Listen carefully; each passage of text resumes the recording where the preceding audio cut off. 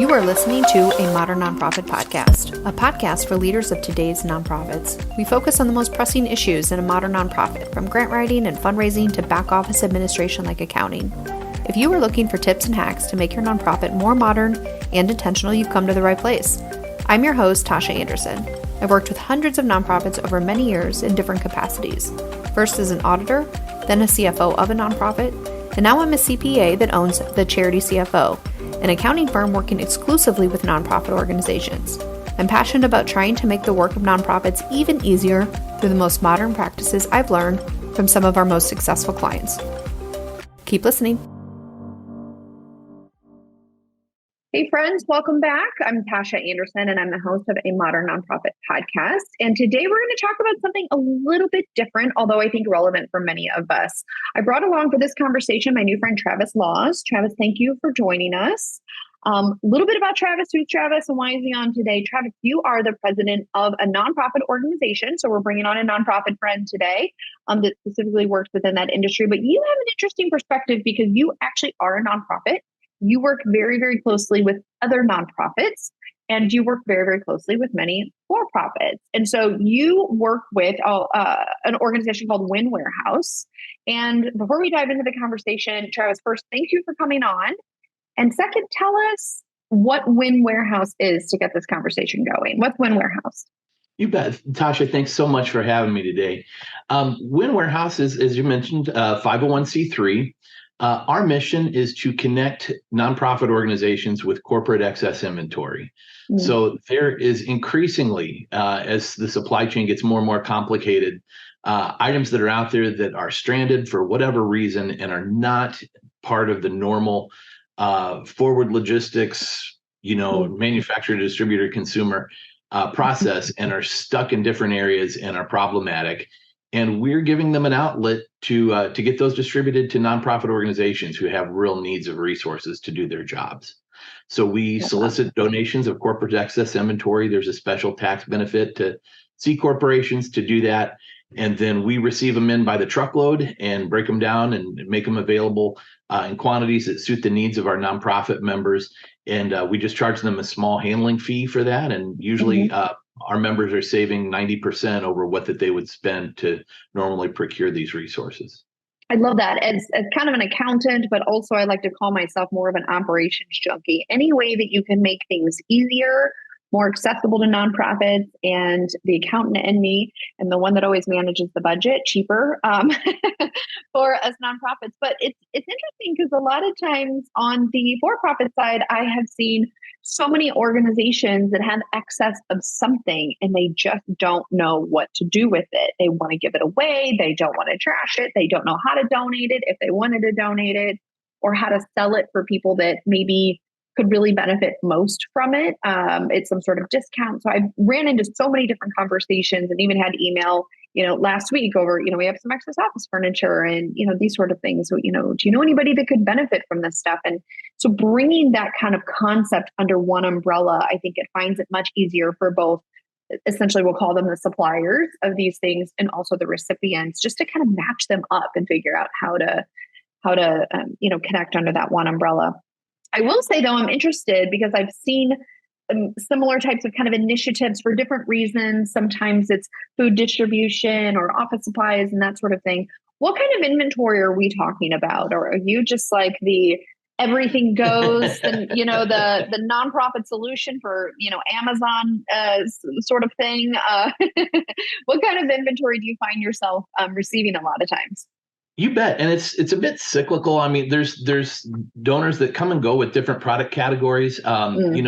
When I joined in 2002, we were a big uniform supplier. We had, a lot of uniforms for city governments and, police and fire and things of that nature. And we had a lot of volunteer fire departments that were members. Increasingly, donors became, facility solutions type of people. So things from tools to janitorial supplies and paper products and things of that nature.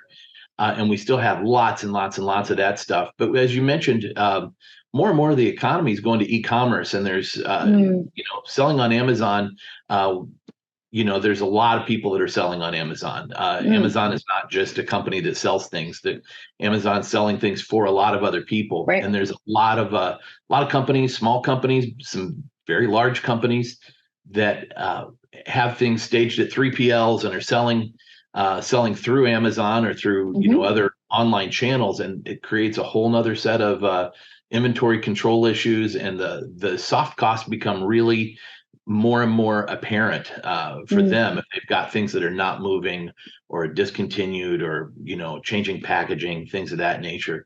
And so we offer them a solution to have just a one-stop shop to purge a lot of that to get a tax benefit. And as you mentioned, there's lots of solutions. Liquidation is traditionally what a lot of people do. Many of our donors have found that they actually experience more benefit by donating directly in tax savings.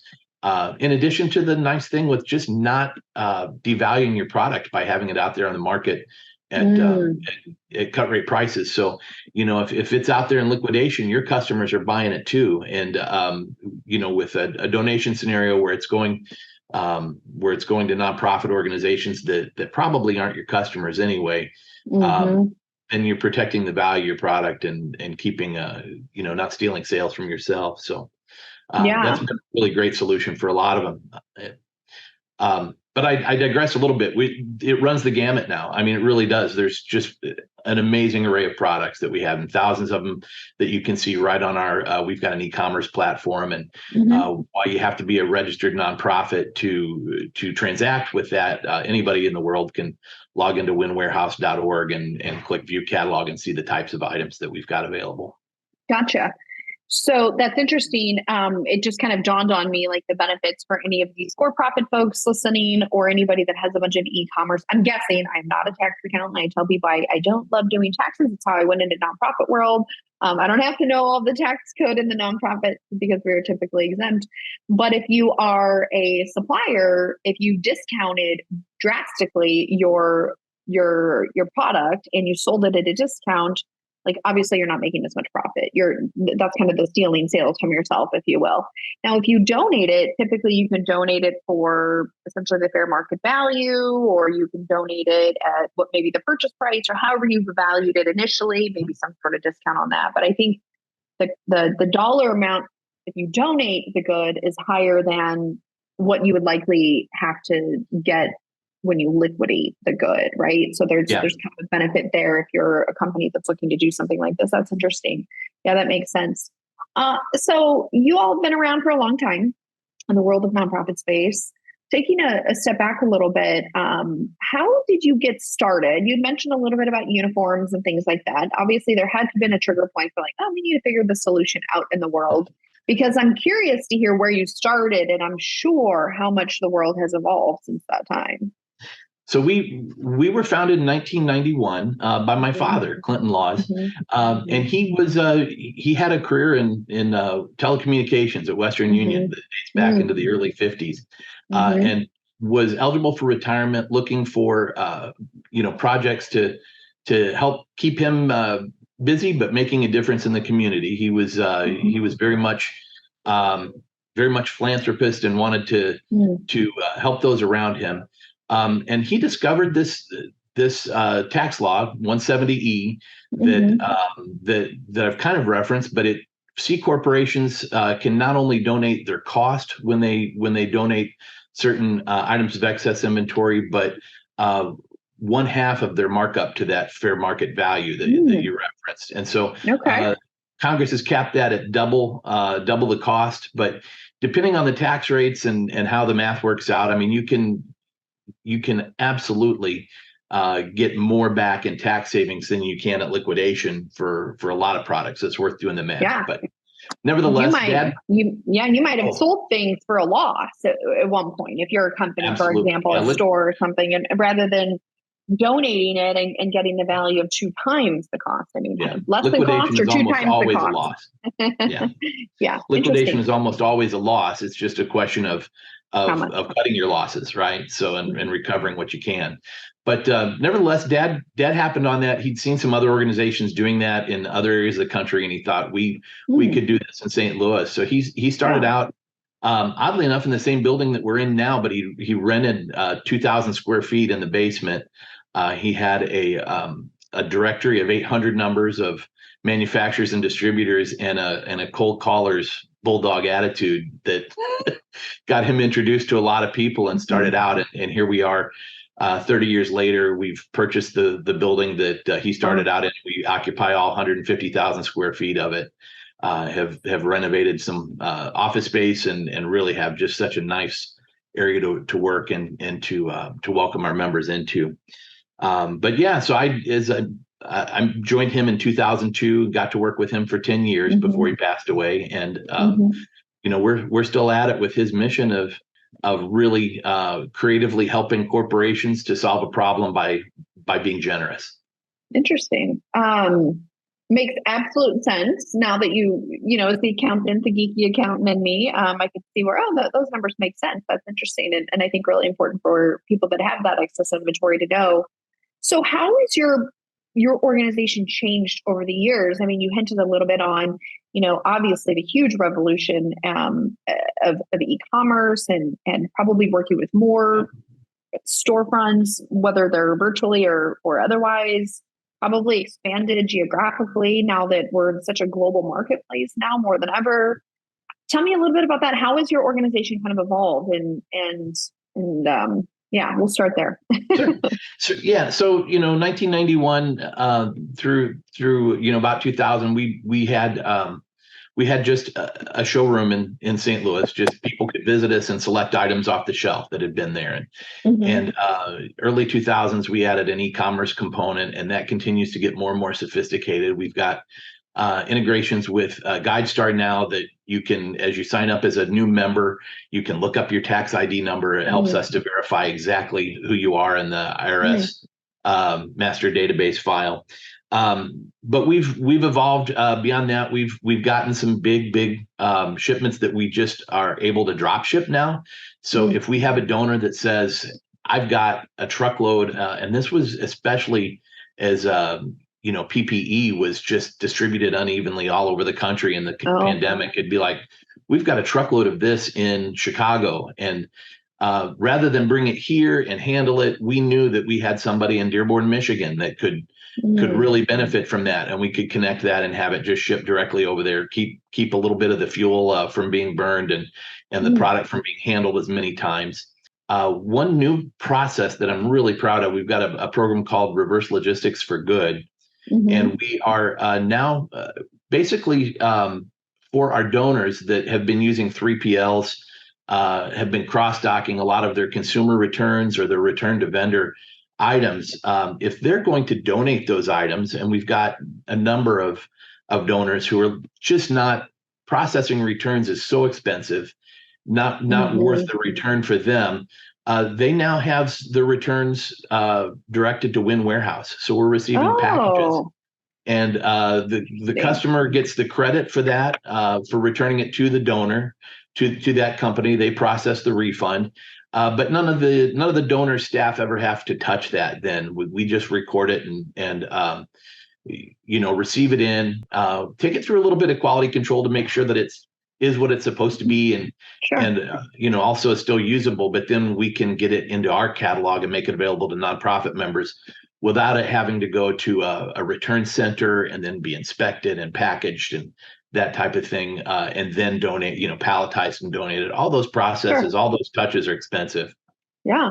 Well, it's funny. I was reading not that long ago how more and more, we'll just call them stores, if you will, online. I do online shopping mostly, as most people do nowadays. And I've noticed that so many stores now are charging some sort of fee for your return because it is so expensive to reshelve some of these items and all of the processing. So it makes sense to me that rather than don't ship it back here, we don't want to deal with it. And then if merchandise is damaged or any sort of issue from a customer service standpoint, we'll give you credit because, we hope that you'll select something else or keep, be a loyal customer of ours, but we don't want to deal with it. So that makes sense that they might want to find another home for it rather than sending it back to the space. So that's really interesting. So, kind of going back to going from, a small storefront in the basement of a warehouse, in the 90s, to launching an e-commerce site, now, having national logistic, puzzles that you have to put together, and working with suppliers or donors, all over the country, and those sort of things. I would imagine your operations has evolved pretty significantly. And what's impressive to me is I work with so many organizations and talk to so many different organizations over the years, as you could probably imagine. And I think there's this mindset of just nonprofits are going to always be behind with respect to kind of their operations, their back office administration, their processes, their technology, all of these sorts of things. And given your mission, I feel like you have to be kind of front and center, or at least very progressive in that way. Is that your take? I'm curious to know how you embrace that, or how your organization has weathered through some of those challenges, given limited staffing resources, all the other challenges that nonprofits face. So that's an interesting, measuring our capacity and kind of our capabilities is something that we look at fairly frequently to see where we're at. It's interesting. We do have to invest in things like, we've got a nice ERP system that ties all of our accounting, inventory, distribution, all of that together. And those type of solutions are not inexpensive, and then not easy to implement. Right. They're not simple. I mean, they require some internal resources to do that. But in order to scale and to be able to do more, you've got to be able to have those kind of tools. And so it's, I read a nonprofit blog not too long ago that talked about, the overhead myth, the overhead conversation that we've had again and again. And one of my favorite quotes was, you wouldn't go into a restaurant with the best chicken sandwich ever and say, hey, how much of that price that I'm paying goes towards your accounting software? Right. I don't want to, you're not going to tell Apple, I'm not really comfortable with the amount you're spending on advertising. So I'm just going to give you this for this iPhone. So it's a bit of a double standard. So we do try to really look at this from a standpoint of operating to be really good at what we're doing, and that requires some investment. That said, there are so many things happening in logistics and warehousing and distribution at such a fast pace that I'm not going to call it state of the art. We don't have robots picking your order here. We don't have right, or robots delivering. and that's, we laugh, but that's really, those happening. Solutions are coming along quickly, and the use of AI for things like product data and those type of things we're trying to stay abreast of, and even with a small staff, see what next investment is most impactful for our members.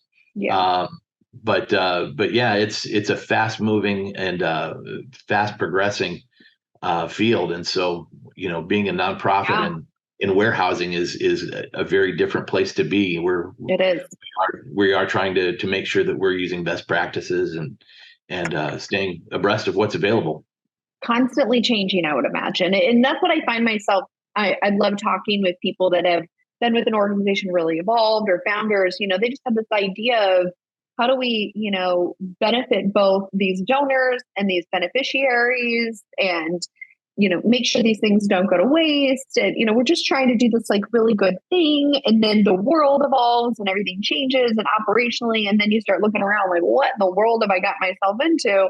Like you said, now you're a nonprofit operating in a very fast-paced, ever-changing, kind of tech-driven world of warehousing and distribution. And I saw this quote. We kind of mentioned it a little bit earlier, the name of Amazon, but it was funny. I was talking to somebody one time, and they said, whether you realize it or not, Amazon is your competitor.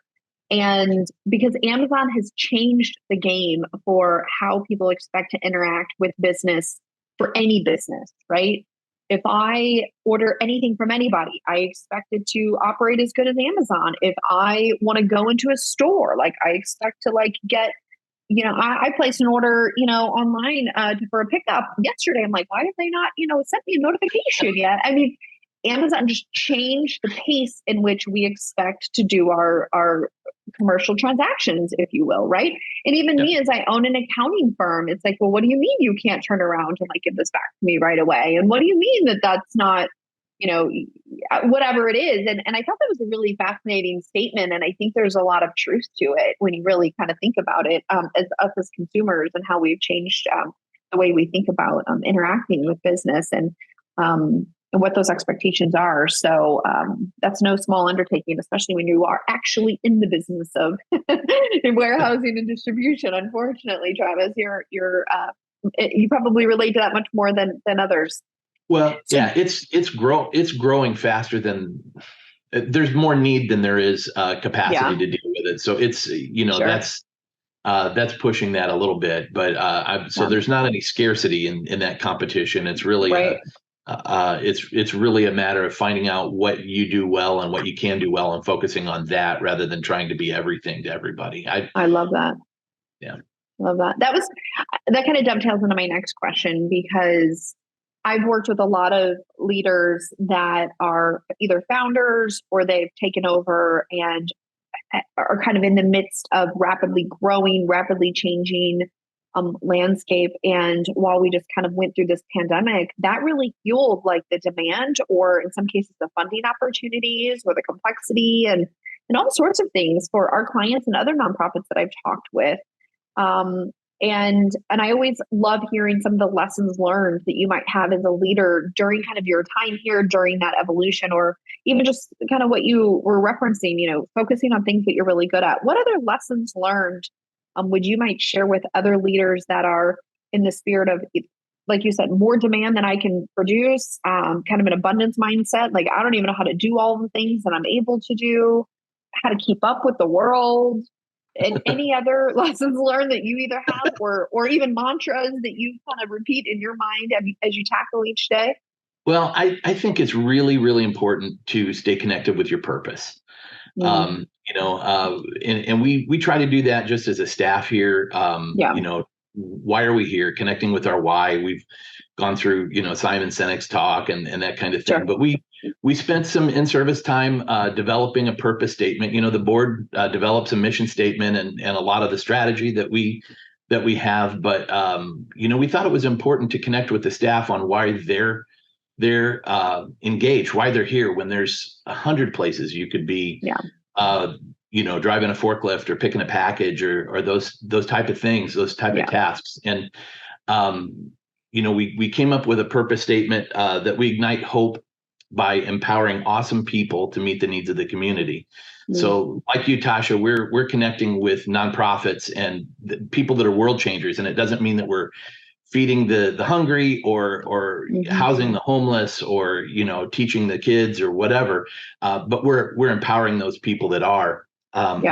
One story that I really like with regards to that is it's an old story, and I don't know if it's true or not, but it's said to be true, about when the after the big fires of London in the late 1600s, there was a architect named Christopher Wren who was mm-hmm. overseeing rebuilding so many of the landmarks. And the story that is told is that he, while they're building St. Paul's Cathedral, rebuilding St. Paul's Cathedral, he came across 3 bricklayers that are all on a scaffold.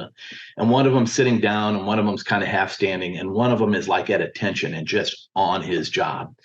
And he walked up to the scaffolding and he asked the first person, he says, so tell me what you do here. He goes, well, I'm a bricklayer. I'm here laying bricks to feed my family. Then he went mm-hmm. back to work. And so he goes to the second one, who's a little more attentive, but he's, and asks him, what he's doing there. He goes, well, I'm a builder. I'm building this wall right here, according to your plan. And he goes, oh, okay. And then he goes to the guy who's focused and really on it. And he says, tell me what you're doing here. And he said, I'm building a cathedral to the glory of Almighty God. Mm. And his purpose was completely connected to a different place. And it made all the difference in the way that he worked and in what he felt he was doing there. And he could be laying bricks anywhere in a sewer or mm-hmm. anything else. But he was really connected with the overall project. And I think that if you're going to think big, you've got to keep your eye on the big picture and your purpose. And what's there. So that's kind of our purpose statement hangs up in our conference room here. Mhm. When we have meetings, we often will refer to it on brief occasion. If somebody gets too caught in the weeds, we'll actually say, hey, you're laying bricks right now. Mm. Let's get our heads above it a little bit. I love that, laying bricks.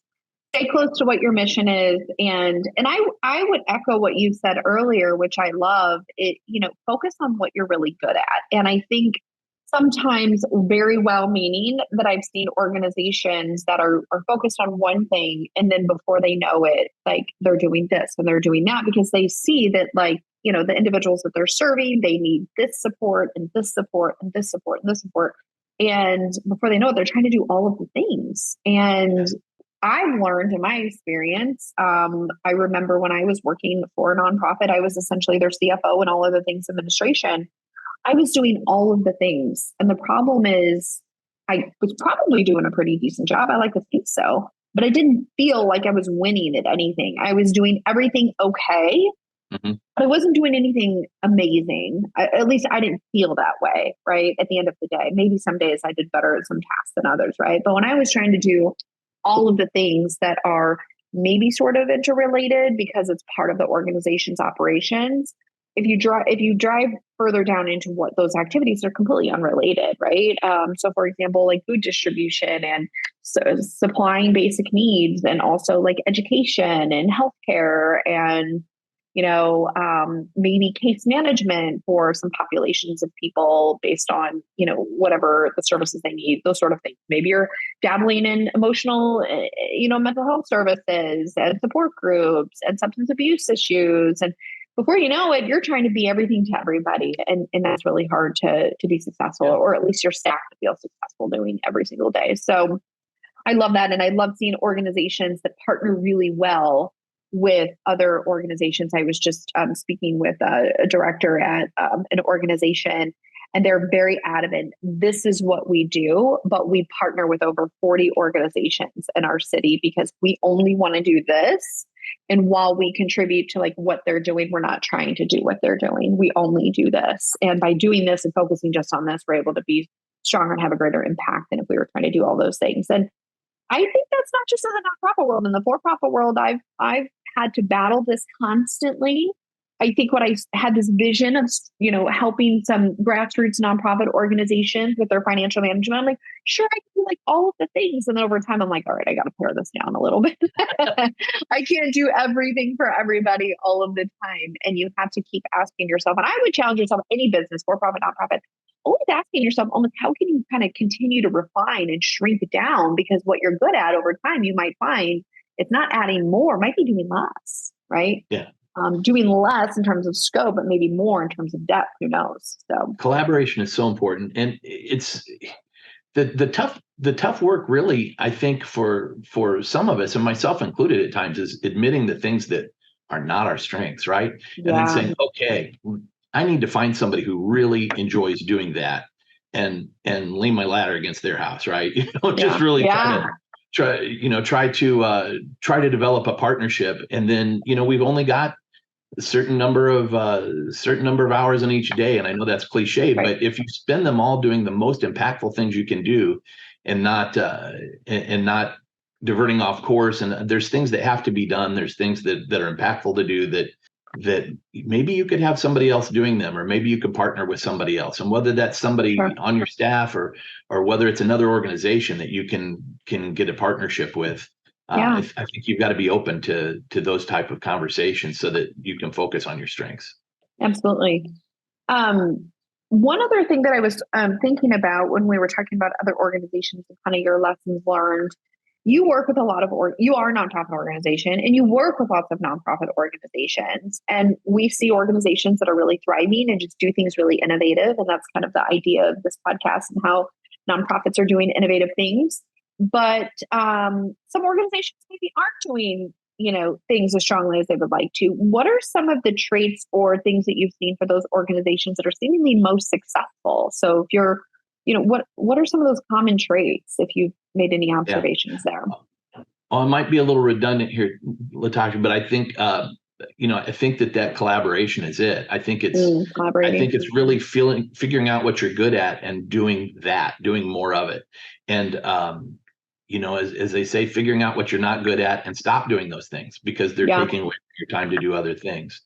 And Yeah. so that's really it. It's and that focus on the big picture and what your purpose is also tied into that, because if everything that you're doing goes towards that purpose, you're going to find some impact in that area. You really are. And if it's if it's a distraction, if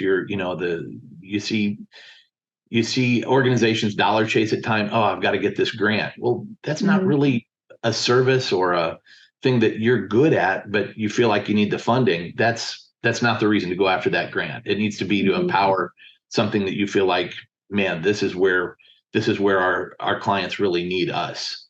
And so, yeah, it's a matter of focus on big picture and strength. I think the organizations and the leaders in those organizations that I admire really know what they're good at and don't waste time other places.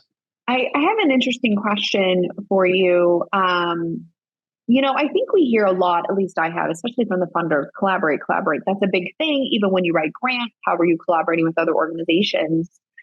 And I know I'm working, whether professionally or as a volunteer, with certain organizations that I think we've talked about the need to collaborate more, but I don't know if the team internally within that organization, I don't know if you're not collaborating with people or you don't have those partnerships. I wonder if people really know how to get that started, or more importantly, who in the organization should kind of be charged with that.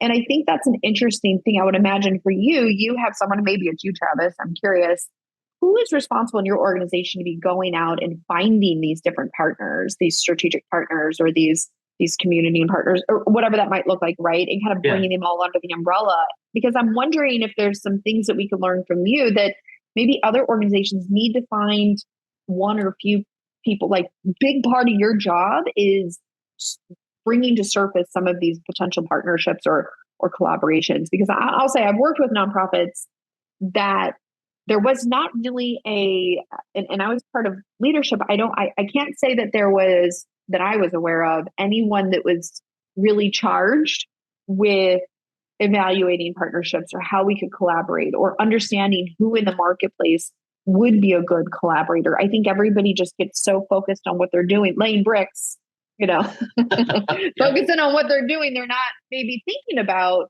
wait, this is not a problem we need to solve. Let me go find other organizations in my community that maybe are doing this. So that was a long question, as my questions tend to be, but these are all the thoughts going through my mind as you were talking about collaboration. Have you seen any good examples of that? Yeah, I think you can look at it as a couple of different ways. I think it can be part of your strategy. I mean, you've got to, as part of your competency analysis, as part of your, when you're trying to put together, where your strengths are, then that can be hey, this is where we need to identify some partners. And that can be an overriding thing. That can be at the board level. That can be at leadership level. But I think the important thing is just really to have a culture of collaboration and to empower anybody within the organization to reach out. And if we have a spirit that other nonprofits are our competitors, and that we can't talk to them, we can't reveal any trade secrets about how we're, how we're feeding hungry people. We've got to get a little bit of an attitude, not a little bit. We've got to develop an attitude that we're in this together, and to think about ways that okay, we might be seeking some of the same funding, but ultimately we're looking to solve the same problem. And so we need to figure out a way to do that a little bit more together. So, we try to, in our collaborations here are a lot with our members.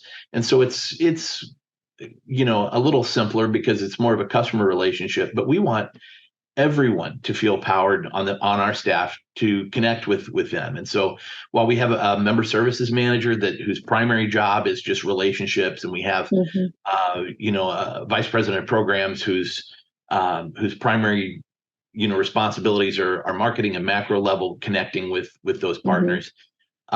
really, when somebody picks up an order from our fulfillment person, I want them to be engaged. I want them to say, "Hey, tell me about this event you've got going on," or what are you, I see you got one of these. What are you using that for? And really learning more about what it is and connecting people. So it's that type of openness and curiosity. That's more of a culture of cooperation and collaboration that I think will lead to more of those strategic partnerships, that when you can really get serious about, where our competencies are and where our gaps are, then you can say, okay, now we can be a little bit honest, and it's okay not to be great at everything. Let's find a way to do that. And then hopefully by then you've got some relationships where somebody can say, oh, I was talking to this person and they do that, so it's not just top down. I think it's all around us. Yeah, that makes sense. Well, Travis, as is the case, I tend to go off script quite a bit, and I know I've peppered you with lots of questions. But I think the most important question for people that are listening, if they are interested in either donating to your cause or being a beneficiary of your cause, I understand that it's completely free to join, but tell us a little bit more about the easiest way to get connected, a little bit about how it works. How can people start exploring this a little bit more? So we've got, if you're a nonprofit organization and you'd like a free membership, it's so simple to claim it. You go to winwarehouse.org, WIN warehouse.org, and just click Become a Member. And there's a simple form to fill out. If you know your FEIN, you enter it in. We validate, that's your organization. If you don't know it, you can look it up on our site, as I mentioned. And then Lynn in our office will reach out to you, and you'll have access to our online catalog. If you'd like to look at some of our content, there's a lot of success stories and fun things on our website as well. If you'd like to become a donor, you're a corporation, whether in the tax department or inventory, logistics, whatever, that you're trying to solve that problem, you can go to the same website, winwarehouse.org, and just click Become a Donor. There's a ton of information there. You can upload spreadsheets of things that you've got. You can ask questions. You can, contact us. But the most important thing is just to submit some kind of contact so that we know how you'd like for us to reach out to you and connect with you there. So, there's no charge for our service to donors. We're not, even though some of our services look very much like a 3PL, we're not sending anybody a bill. So, we'll talk. Every situation's unique, and we'll talk through and see if we can be a part of the solution for you. Okay, great. So winwarehouse.org, go to the website, whether you're a donor or potential beneficiary, nonprofit, go there, winwarehouse.org. Well, Travis, thank you again so much for joining us and having this conversation. I love having conversations about how organizations are doing things like interesting and unique. I also love talking with leaders of organizations and what are the hard lessons that we've learned. And then also, just hearing a little bit more about other missions out there and how we can all, like you had mentioned, support each other. And I think empower was the word that you used. I love that. So thank you again for joining us. And for the listeners, if you have not already subscribed to our YouTube channel, go ahead and head over there. You can see full copies or full videos of all of our episodes. If you haven't already subscribed, do that. And if you haven't given us a rating yet on any of the streaming channels, go ahead and do that. It makes it easier for other nonprofit leaders to find us through that search. Thank you again, and we'll see you all next time. Bye now. Thank you for listening to a Modern Nonprofit podcast powered by the Charity CFO. If your nonprofit is needing help with accounting or bookkeeping, head on over to thecharitycfo.com to find information on the work we are doing with other nonprofits. If you found this information helpful, please give us a 5-star rating on your podcast streaming platform so other nonprofit leaders can find us. We appreciate your support, and we'll see you on the next episode.